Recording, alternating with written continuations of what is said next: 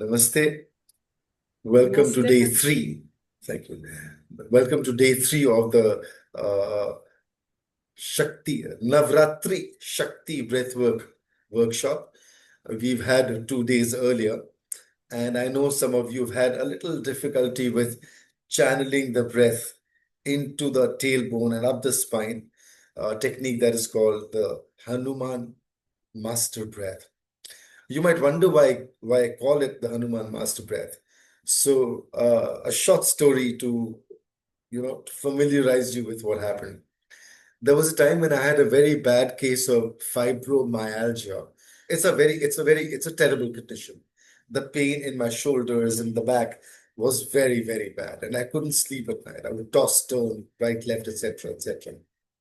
And as a breath watcher and Hanumanji devotee, I just would pray to Hanumanji, hey, do something, can't you see your devotees in so much pain? Would you believe? A couple of nights later, I automatically breathed in a certain way that to be felt it reduced my pain a teeny weeny bit, but it reduced the pain somewhat.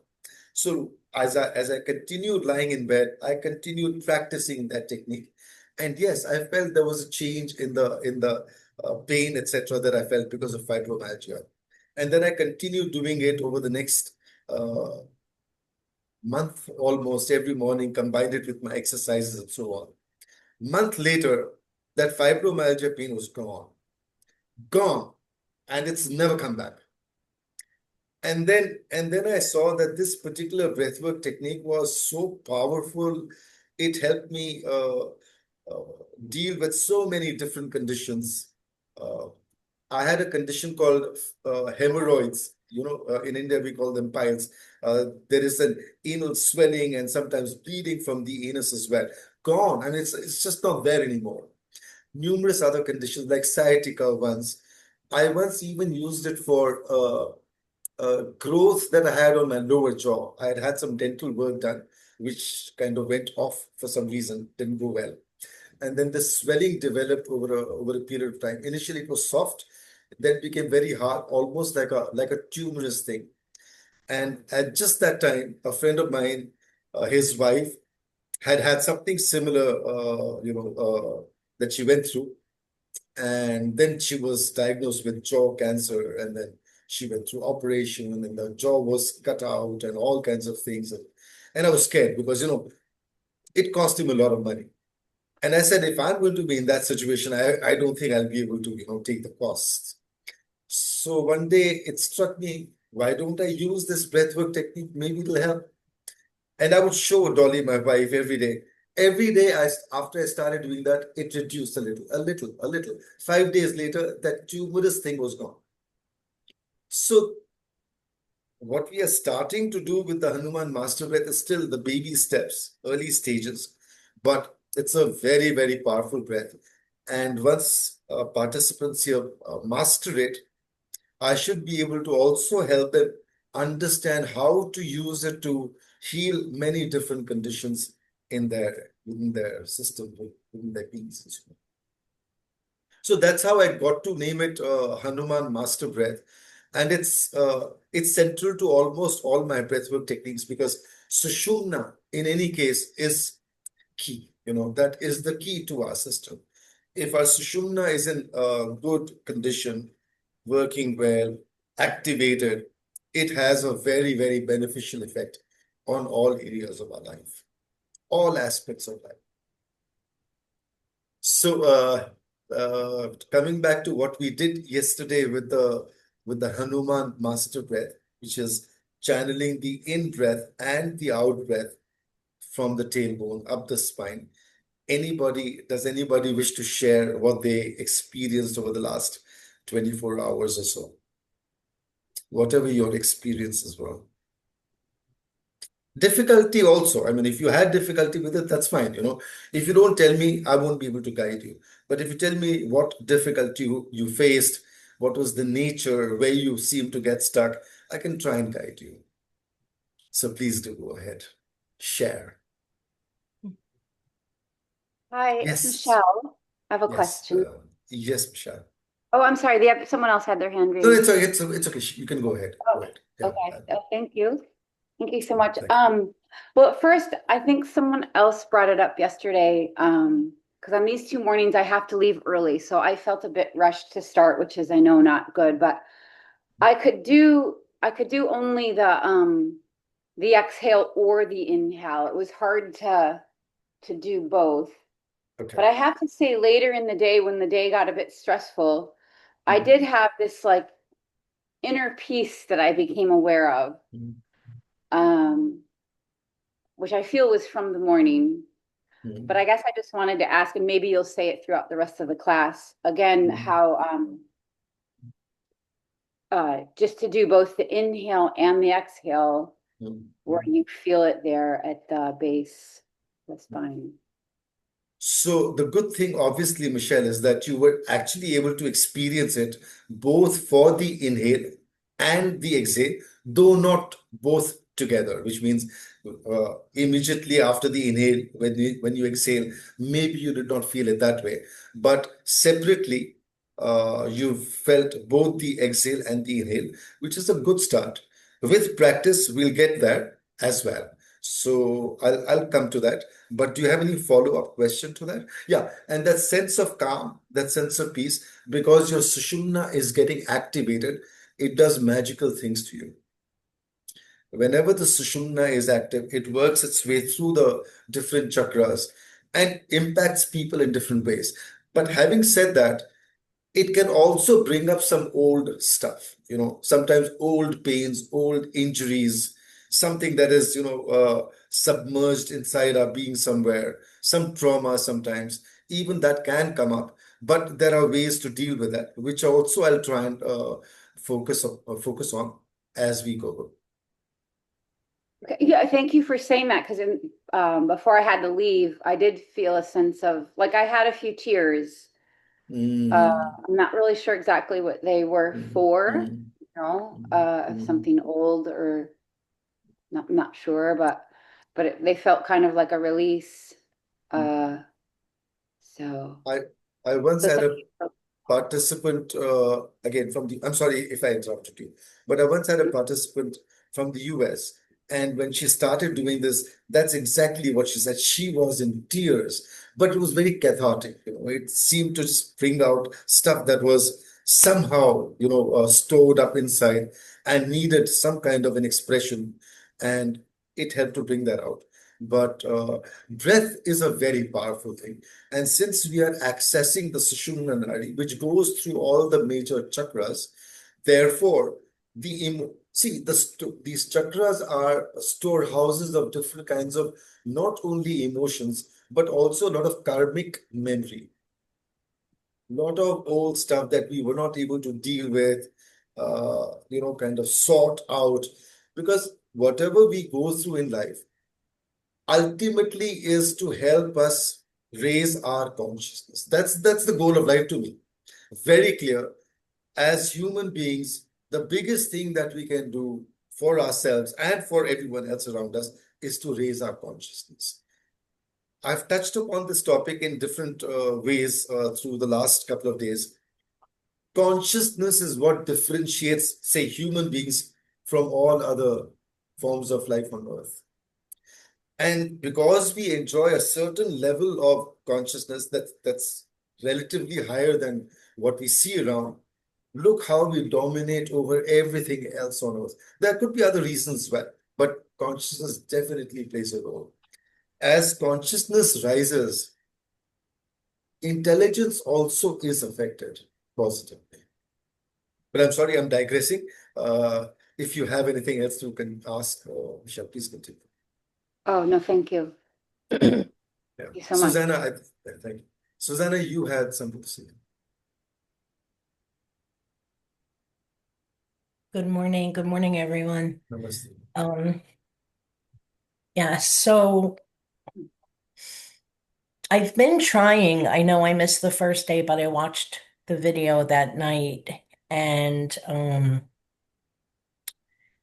I'm still I catch myself, you know how you're like on autopilot and I would consciously stop during the day to try to I'm very familiar with diaphragmatic breathing. I learned from my pulmonary rehabilitation classes. I have severe COPD, So and did I. I Sorry, heard that.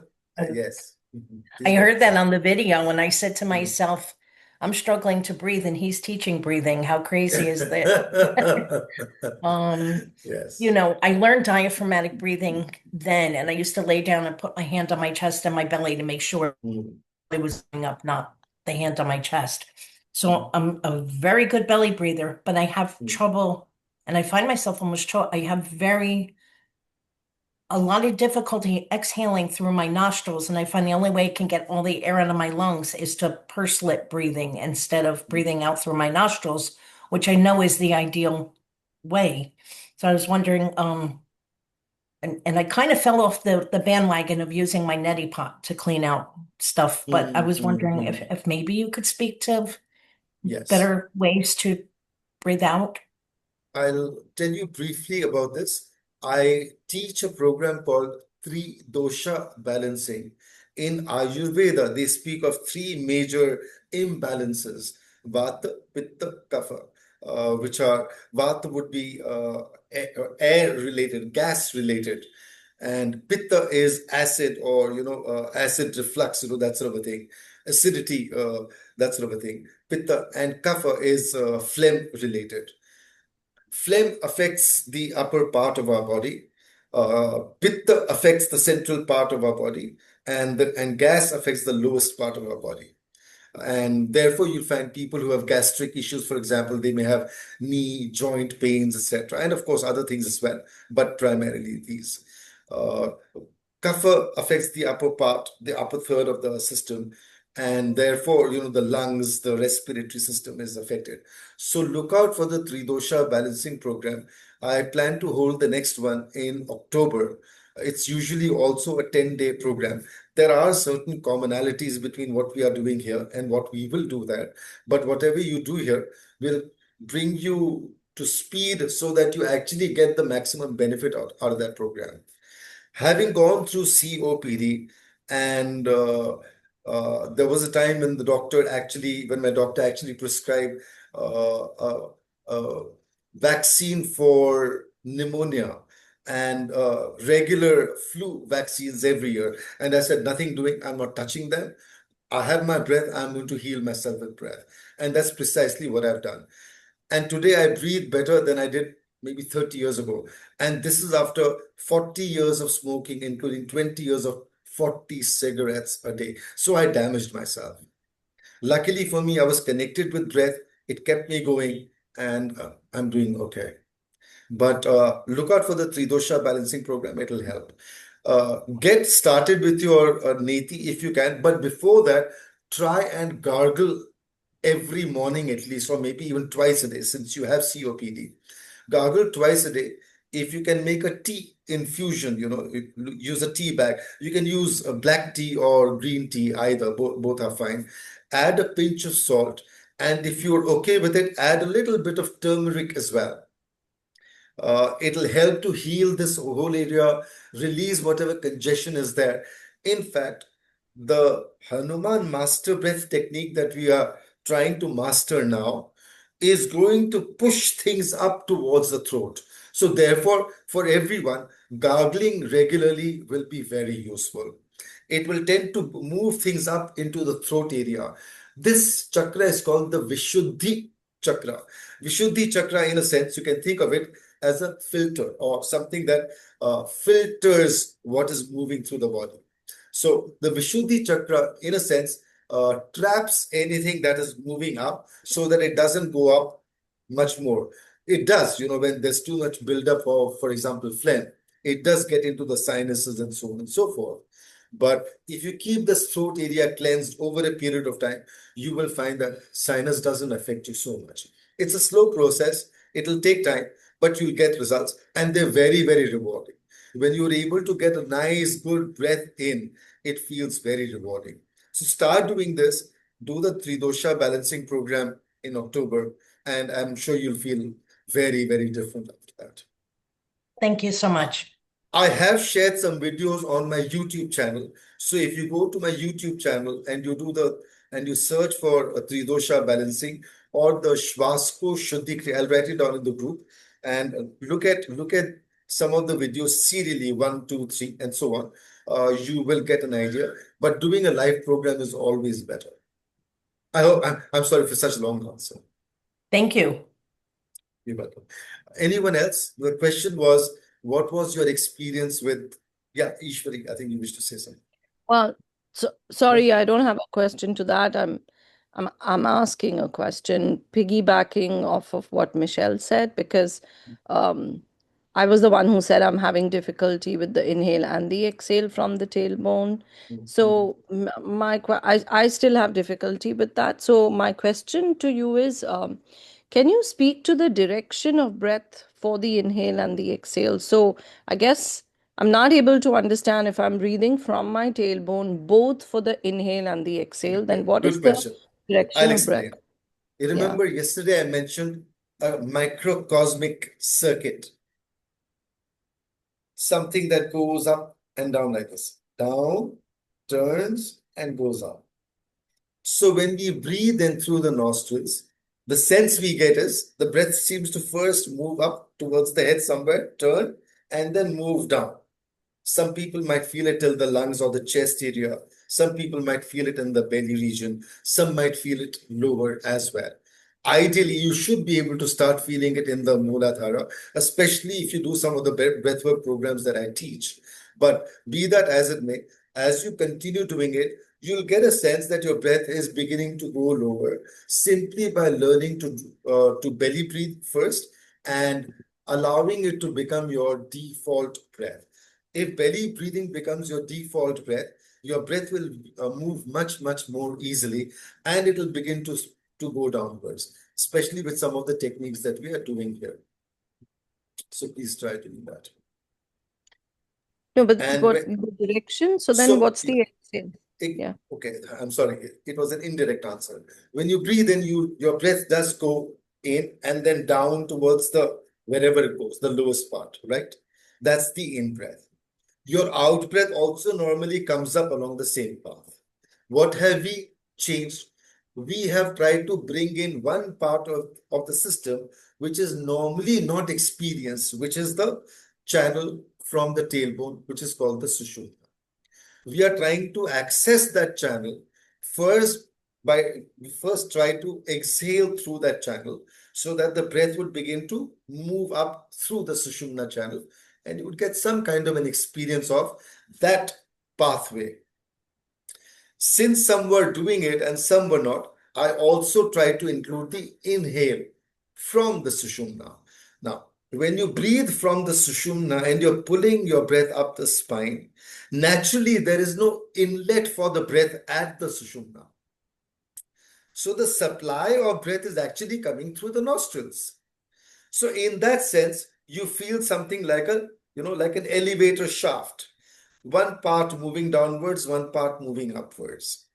If you focus on your breath calmly, and if both channels are flowing easily, I mean that means your in-breath you're able to experience the in-breath moving clearly from the tailbone up the spine, you will get a sense the same breath is moving in two different directions simultaneously. One is going down from the nostrils, is going down towards the Mooladhara. From the tailbone, there is a different channel going upwards. So you'll get the sense both channels are moving up and down together. In fact, some of you might, if you notice, if you stay a little more relaxed, you might experience it now as well. I hope, Ishwari, that answers your question. Somewhat, but thank you. Yeah, I'm just going to. So if you still have any doubt, you should clarify that. I'll wait for the session. I'll wait for the rest of the session All and right. see how it goes. Okay. Yeah. Anyone else? Your experience with channeling the out breath and the in breath from the tailbone up the spine. Anyone, any observations? Both good and bad. I mean, if it happened, tell me. If it didn't happen, also, please do tell me. If it didn't happen, I would like to try a different technique to help you do it. If it did happen, maybe you can share what you did so that it makes it a little easier. Sometimes, when somebody from the galleries speaks, it makes a difference as well, because one is a instructor, the other is a participant. So people tend to understand the participant maybe a little better than the instructor on occasion. Yeah, I have a share. question. Oh, Oh, okay. can you hear me? I'm Oh, sorry. I think we'll go Oh, with sorry. You Tanvira can go first, ahead. and we'll Yeah, come back sure, to you, sure, Shivani, if you don't mind, sure. because Tanvira started a little sooner than you. Yeah, Tanvira, please go on.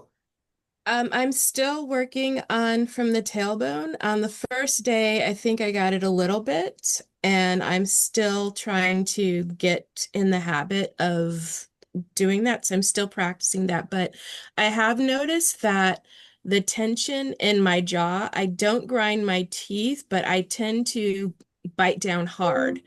And I noticed that the breath work, there's an ease in my jaw muscles, and as a result, in the neck, and my shoulders feel more at ease and back as opposed to rigid and tense.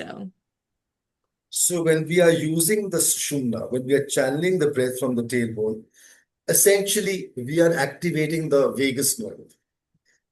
There are certain commonalities between the vagus nerve and the Sushumna, though they both come from different concepts, different ideas, but there are certain commonalities. So vagus nerve is written a lot about in many parts of the world, I think including in the US, rather than Sushumna. But I think you understand, when the vagus nerve is activated, it helps one get into what is called the parasympathetic nervous system, which is precisely what the Sushumna is doing. So it is helping you to get into the parasympathetic nervous system. That means your vagus nerve is getting activated. Therefore, you are feeling certain, things like ease, being relaxed, a little calm, and many other things that some of you have mentioned on occasion. Yeah, is that okay? Can we go on to Shivani? Is that okay? Yeah, thank you. Yeah, Shivani, I'm sorry. Yeah, Please go sorry, ahead. I didn't know someone else was speaking before, but my No. question was that Susanna mentioned that like we should be breathing out of the nose, like when we breathe out, but I've been breathing out through the mouth, and I feel like when I breathe out through my nose, it's harder to give a full exhale. So when you started off doing this, were you breathing out through your mouth? Are you asking me or Susanna? Yeah. Yeah, you. Yeah. Just like All is the goal to get to your exhale through your nose? absolutely nose. Nothing but the nose. There are certain practices where you might want to use your mouth, but otherwise it's the nose. See, within this system, when the breath flows through the nose, we also activate certain parts of the system which create or which produce nitric oxide. Nitric oxide is the natural vasodilator in our system. And God has given that, or nature has given it, or life has given it, any way you want to look at it. And when it's activated, the nitric oxide helps to create a vasodilatory effect in our system, which is essential. And like I mentioned, I think on the first day, but after the age of 30, production of nitric oxide naturally begins to fall in most people in today's world. Maybe it's the pollution, maybe it's a variety of factors, maybe it's stress, I don't know. But number of things combined leads to a drop in nitric oxide production naturally in the system, which is what leads to many kinds of age-related issues, including for men, a condition called ED, erectile dysfunction. Women have something similar called FSAD, and so on. Nitric oxide plays a very important role in ensuring that our vascular system is healthy, responsive, etc. But the more our bodies and mind, the more they are stressed, the more we tend to be vasoconstricted. Vasoconstriction is hugely damaging to our health. Hugely damaging. I shared one piece a few days ago I don't know if you have access to that, but if you like, I'll share it in the WhatsApp group today again, which spoke about a doctor by the name of Nathan Bryan. He's a researcher now. He's not so much of a doctor, but he's focusing on nitric oxide. And if I can find the piece, I'll just read one line that he said. Very interesting. He said,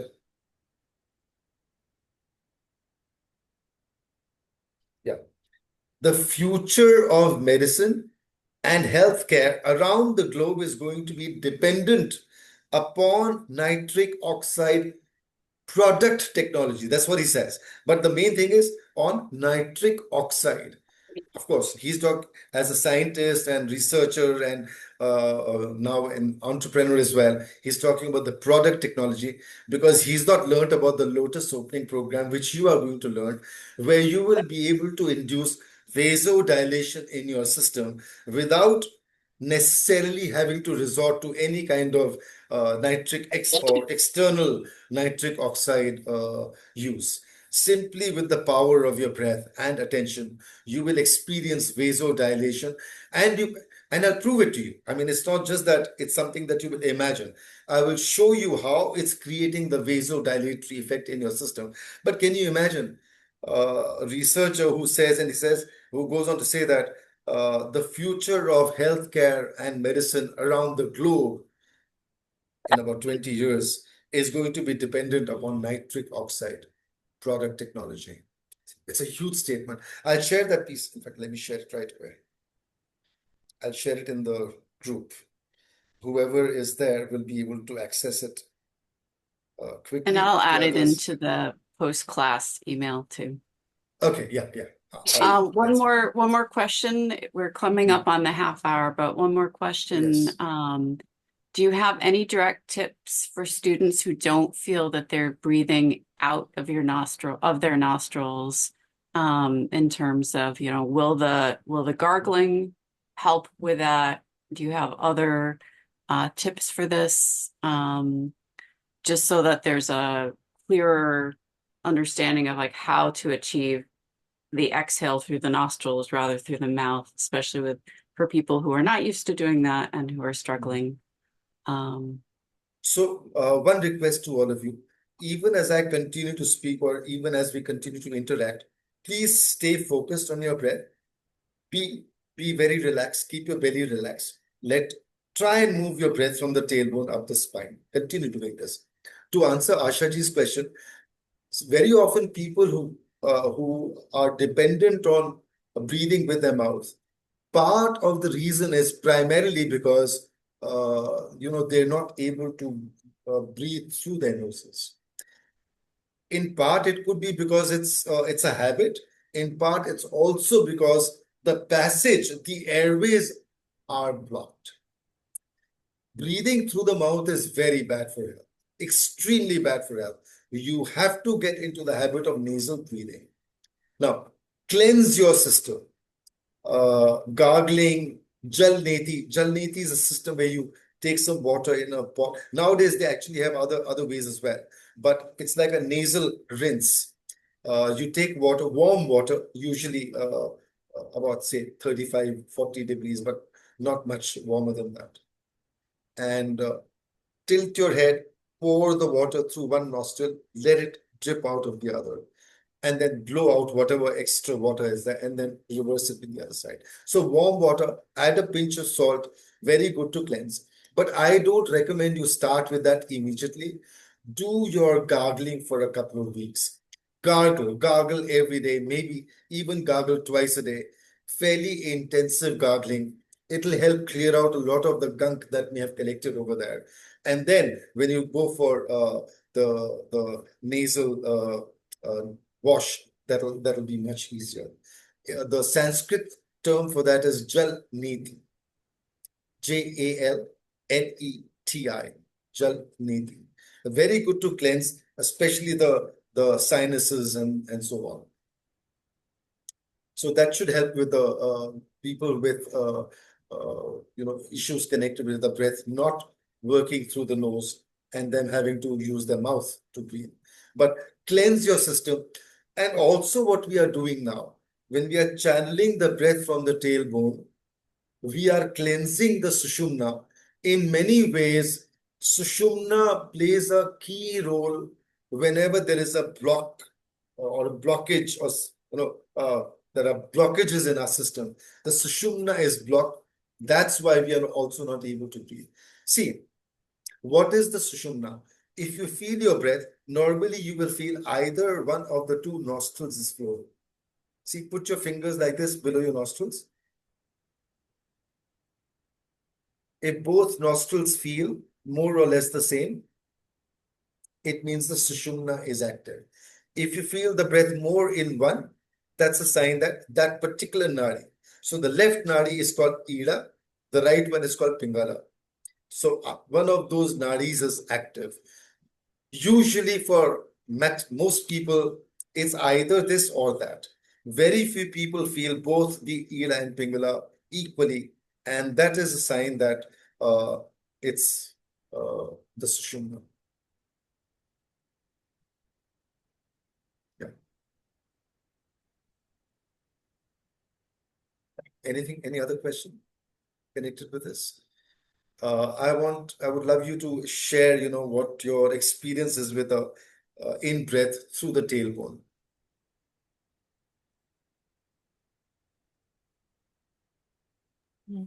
I have another offer. For those who might be struggling, when you're in the privacy and not disturbing other people, you can, as the breath naturally exhales, try to do an exaggerated, so it's like in the back of your throat, and get used to that feeling. And then when you do it in a quieter, more natural way, you should always be conscious of your throat kind of opening up as the air is coming back and exhaling and going up through the nose that way. So it's sort of, if like in yoga, when you're holding downward dog and you're doing the 5 breaths, there's like an exaggerated breath with your mouth closed and out through the nose. That same sound and feeling. I think she's referring to the Ujjayi breath, in case people are familiar with it. Have you heard of the Ujjayi breath? In the Ujjayi breath, you tend to constrict your opposite, actually, it's opposite of what she said. You tend to constrict the throat muscles, and you make a this kind of a sound as you breathe in. Well, I'll do it once again. Maybe you'll catch it.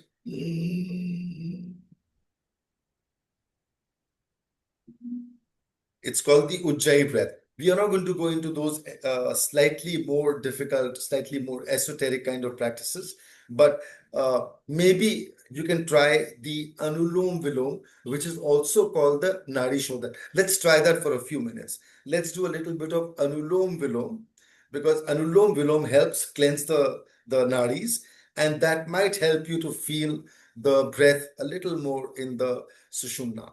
So what you do ideally now is take your hand like this, put the first 2 fingers at the base of the thumb, keep these 2 fingers open, and turn your hand around. The thumb goes to the right nostril, and when it moves out, the ring finger goes to the left. So it moves easily, either this or that. This is how we switch from one nostril to the other. So we begin by first blocking the right, exhaling with the left, and then inhaling with the left, blocking the left, exhaling with the right.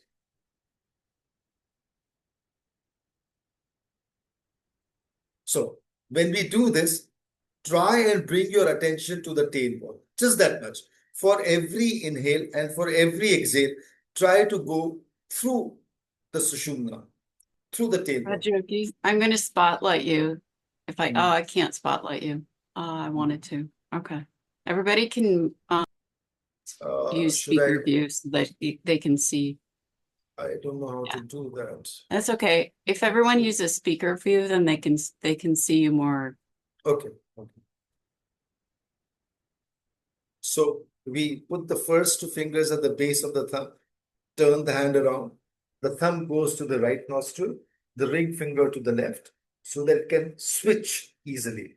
We begin by blocking the right, exhaling with the left. So when you are doing the exhale with the left, for our purposes, bring the attention to the tailbone. Allow a gentle exhale from the tailbone. When it's all gone, inhale also through the tailbone. Block the left, exhale with the right, again from the tailbone if possible. Whatever happens, if it happens, fine. If it doesn't happen, no worries. But just try and do it. Again, inhale with the right.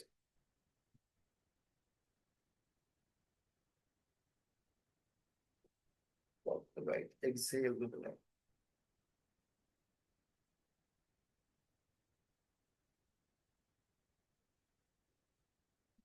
Inhale with the right.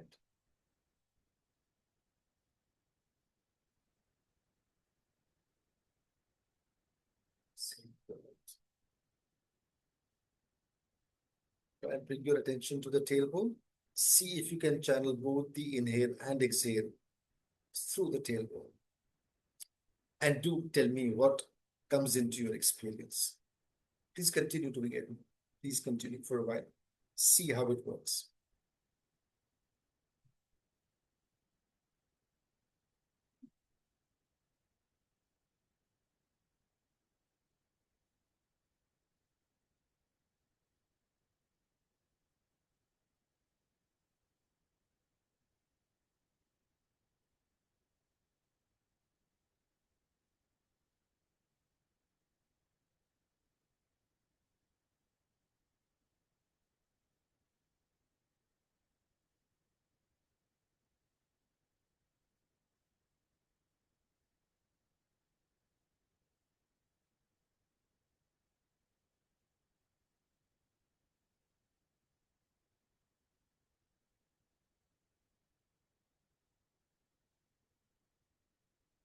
Whenever you are ready, please share. If you feel it's easier with this to channel your breath through the tailbone. I like this a lot. The one Okay. nose in, the one nostril Okay. in, one nostril out. Okay. It's like a deeper breathing for me. I feel like, and then I feel like I'm on a high because it's such a deep breath. It like shoots up to my head. So That's nice. it's very interesting. Thank you for teaching us this. You're welcome. Yeah, please continue. Susanna says much easier channeling breath with the alternate nostril breathing. So that's good. Others, please. I feel like I can also see like which nutty is blocked because I feel like I can breathe easier out of my right nutty compared to my left one. So now I know like I need to work on that. I did have one question. So Yes. we said for the in breathing, we wanted to travel up the spine, kind of like an elevator. But my question is if it's traveling up for the in breath, when we also do the out breath, I also thought that it was traveling up. So on both ways, is it traveling up? Yes. So again, get back to the elevator analogy. Whenever in the elevator, whenever when the carriage is moving up, the counterweights are moving down. Right? When the carriage is moving up, the counterweights are moving down. So in that same way, when your in breath is moving up, the in breath along the first channel is moving downwards because that's where the supply of breath is coming. Similarly, when we are exhaling, since the exhale has to happen through the nostrils, as you are exhaling from the tailbone up the spine, you will feel as if it's going up there, but there is also a part of it that seems to go down the front channel, if you want to think of it this way. So this two-way movement may come into your awareness. It's still early days. It's still only a second day that you're trying both these techniques. So if it comes into your experience, that's wonderful. If it doesn't, it will in the next couple of days. Okay. Yeah, that makes sense. So yeah, I feel like when we're practicing the exhale going up the spine, I could do it. But then when I started shifting to the in-breath going up the spine, my body naturally wants to go down when I go through the exhale. Yeah, but it's Very in, often, yeah. sorry, please go on. No, I feel like it's in my head, in my mind. Yes, Like I have to yeah. rethink, restructure the way that I'm thinking about it. Indeed, yes. The mind has its own agenda, if I can call it that. But just be with your breath and give a break. After you've done the inhale, wait a moment. Wait a couple of moments if necessary. After you've done the exhale, again wait a few moments. So break the rhythm for in both ways. Inhale, break, exhale, break, inhale, break, exhale, break. And each time, bring your attention to the tailbone. It'll make it a little easier. Thank you. You're welcome. But I want confirmation that everyone's getting some sense that the breath is moving up the spine, both the in and the out, or at least either of them on occasion, because that gives me an indication that you are accessing your sushumna, which is important, which is central to whatever we are going to do. Chris, what? Chris, what? Chris, anyway, Chris says, yeah, thumbs up. Chris Watkins, yeah, thank you, Chris. That's what. Okay, that's Anita Vasudevan Raji, very good. Very good. So now I'm getting some Jenny. Okay, very good. Jenny was excellent. Love Kamal, excellent. Very good. Nayan Trivedi, excellent. Michelle, Yeah. very good. Michelle, okay, very good. I Michelle have is I have a getting question. This is yes, Raji here. please. Yes, Um, Raji. but I know you have been mentioning tailbone and Mooladhara. Are those the same thing? Like tailbone is like more physical aspect of it, and I'll explain. Mooladhara is more subtle. I'll explain briefly. Okay, So thank you. very often when people talk about the Mooladhara, they assume the tailbone and all that area at the base, that is the Mooladhara. The purists will, however, tell you in men, the Mooladhara is located between the anal opening and the testicles. It's like about an inch or half an inch wide, and it's a very soft, fleshy kind of spot, which is supposed to be the Mooladhara. In English, it's called the perineum. So the perineum is actually where the Mooladhara is. Broadly, you will be surprised to know there are actually 4 muscle groups there. 4 individually accessible muscle groups there. One is the perineum itself. That is one set of muscle groups, one set of muscles. There is one which is the sphincter, which is connected with the anal opening. Second, there is a third one connected with the urinary system, the third muscle group, and the fourth one is at the tailbone, which I'm going to go into in more detail later.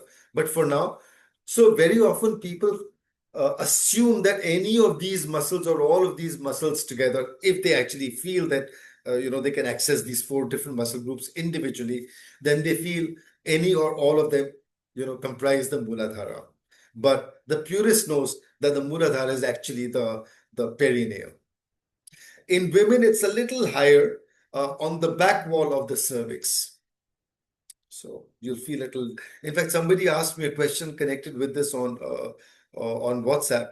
I hope I did answer her what I said, and I think I told her basically the same thing that I told you. So I hope it's clear to her as well.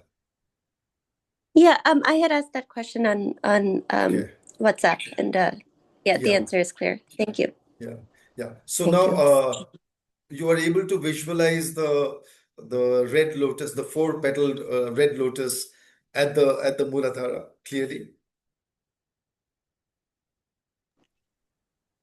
Yeah, I find that I'm able to.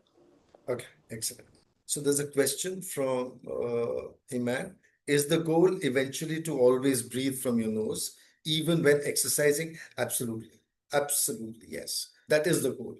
However, when we're exercising, if we short of breath, we may not be able to breathe only through the nose. The system is blocked, or like someone with COPD, etc. Like I used to have COPD, I would have difficulty breathing only through the nostrils. But if you train your body, if you cleanse your body, cleansing is key, cleansing. Inner cleansing is key. I wrote a piece about that a couple of days back. Maybe I'll share that as well in the group. In fact, I think there is a video that I uploaded as well on YouTube. But yes, that's the goal. So now I'm very glad many of you are confirming that you are accessing the Sushumna, both for the in-breath or the out and the out-breath, or maybe in or out either, but at least you are accessing the Sushumna, which means we need to continue with this. The more we practice, the easier it will come into our experience. So we'll be surer. There's another one, Luz Caterino. Okay, thank you, Luz. Very good. I hope I said your name right. Yeah. So now, okay, so we only have 10-15 minutes. But the good thing is that at least we've broken through one little blockage, if I can call it that, and people are able to move their breath through the Sushumna. Continue practicing this, like I said, over the next 24 hours at least, and of course later as well. Believe me, once you've mastered the Hanuman master breath technique itself, you will gain phenomenally. And in the course of the program, I'll explain to you, I'll share with you certain techniques that you can use to help you use it to heal different kinds of ailments. In fact, there have been times when people with chronic backaches, including some with like 10 or 20-year-old history of backaches, within a few days or a couple of weeks of Hanuman master breath technique, they were able to heal, decades old backache, etc., back and so on. I personally use it for many different conditions. I've named a few, but there are many others as well. Very powerful technique. Once you've mastered it, mastering it is the key. And the way to master it is to use it regularly. Let it become more and more a part of your system. Be relaxed. You don't have to force the breath when you're channeling it up the spine through the Sushumna. The more you are able to do it gently, more you're able to do it easily. It will also bring you into the pranayama aspect of breathing, as opposed to breath work. You will actually experience a little more of pranayama. May not be every single time, may not be all the time, but at least on occasion, it will be what pranayama does. Your breath will feel easier, smoother, lighter, gentler, and much more exhilarating. Right. So that's the homework. Please continue doing that. Let's get into our Shakti breathwork technique, where we relax the belly. And remember, when we breathe in, combine whatever you've learned so far, including channeling the breath from the tailbone up the spine. So combine it with what we are doing. Allow the breath to go as low as it goes. Fill, like you fill a pot. Fill all the way till the shoulders. But remember, the filling of the shoulders is not, it's not this. It's a very relaxed feeling. See, observe me. You will not notice too many signs externally.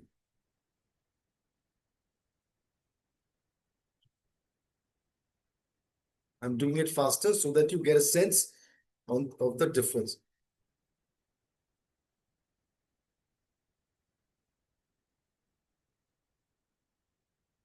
So almost no movement, except when it fills up, it does a little, push from the inside. So you feel a little bit of movement because of that. So allow this filling to happen. Allow the exhale from the tailbone up the spine. Some of you might notice this breath makes you feel a little meditative, and that's good. So do a few cycles of this.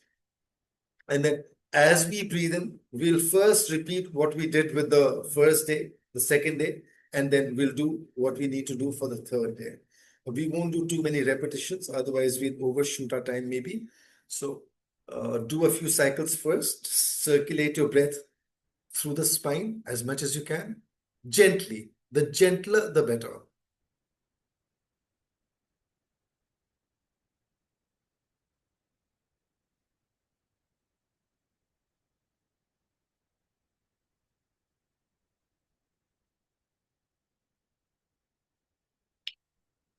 If you want, you can also put your hands under your nostrils to see if both your nostrils are flowing a little more uh, evenly than before.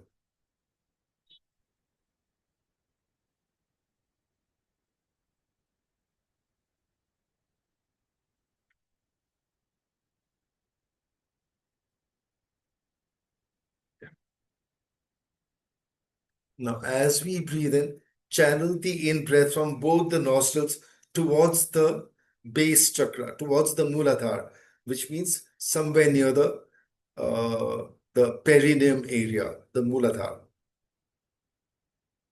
Yes, Nayan Trivedi, are you feeling a little more even? Okay. Sign that the Sushumna is active. Excellent. Right. Thank you. Very good. Stay relaxed. Keep your belly very relaxed. As you breathe in, channel both the breath from both the nostrils, like positive, negative, into the Muladhara. And as you exhale through the spine, visualize the four-petaled red-colored lotus with a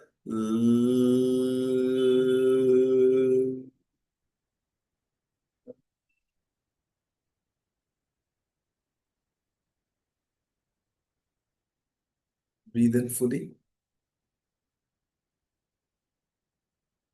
Channel the in breath towards the Muladhara. And as you exhale,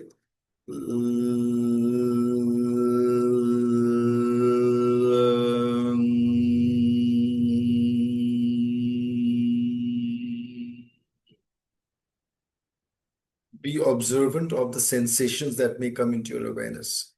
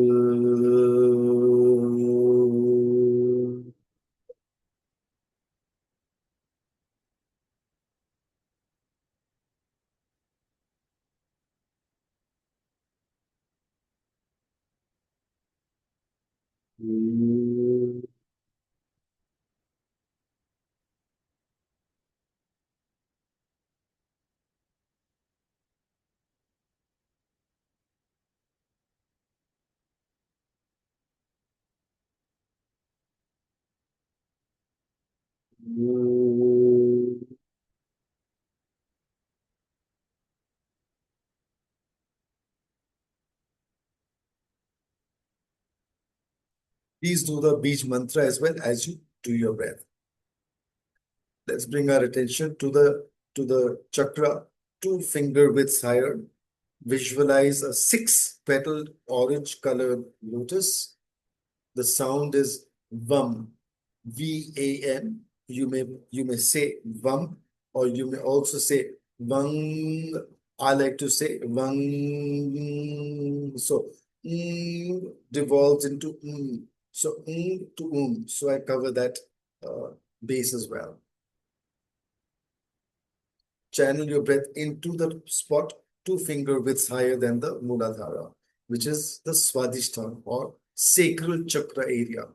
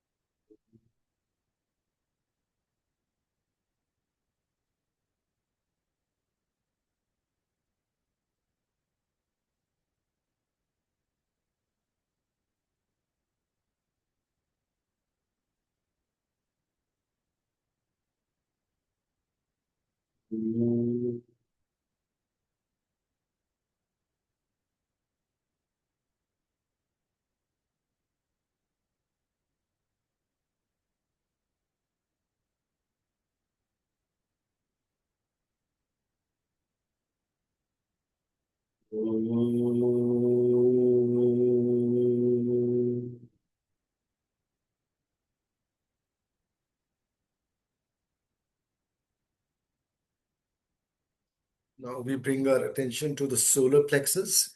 You may visualize a golden or yellow colored lotus with 10 petals. The sound is R, rum. Channel your in breath towards the solar plexus area. So you're channeling the positive and negative energy through both the nostrils into that, energizing that area. And as you exhale, channel the exhale up the spine as you were doing so far.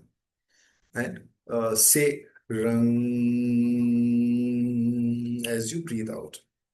So breathe in slowly, breath into the solar plexus.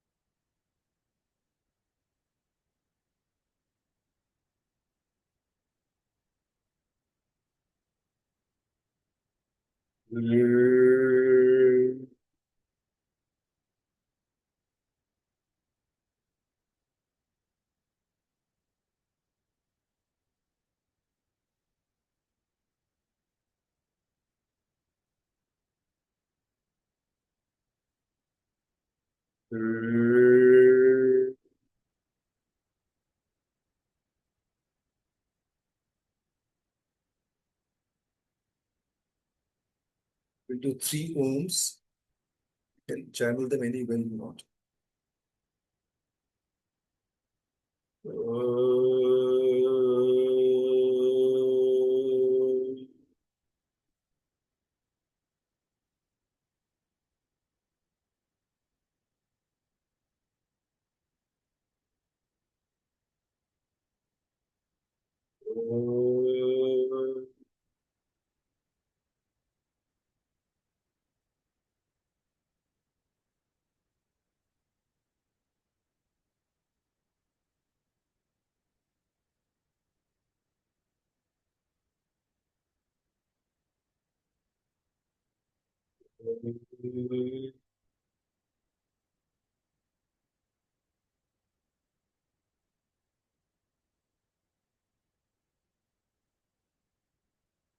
Rub your palms together a little vigorously, 15, 20 times, and then put them to your eyes and maybe at each chakra area as well.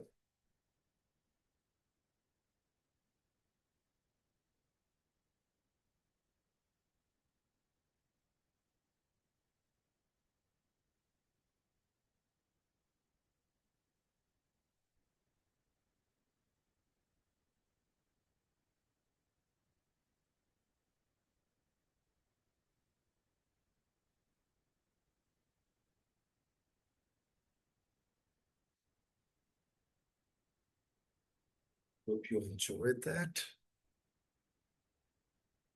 Feeling a little refreshed, I think. Thank you, man.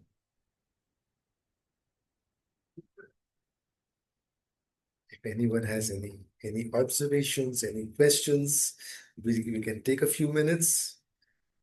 Thank you, Raj. Thank you, love. Very good. So, when I breathe in, yeah. I in my mind I chant Om,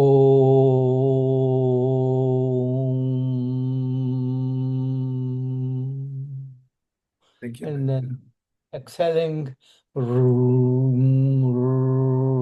Is that the right way? Yeah, that's okay. That's perfect. No worries. Yeah. But Thank try and channel your in breath into that the targeted area. So sorry, Ashaji, sing some. Okay. What a beautiful way to start the day. Thank you. Thank you for a wonderful session, Raji. Thank you so much. Right? If there's anything else, if you have any observation, any question, we'll deal with that quickly, and then I'll let you go.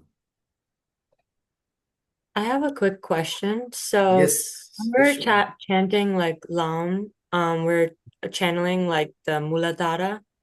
So like that's the root chakra. But when we're chanting like Vam or Ram, aren't we channeling like other areas Yes, of yes, our yes, yes. body? So I mentioned that when you are doing Mhm. Vam, you are channeling towards the sacral chakra.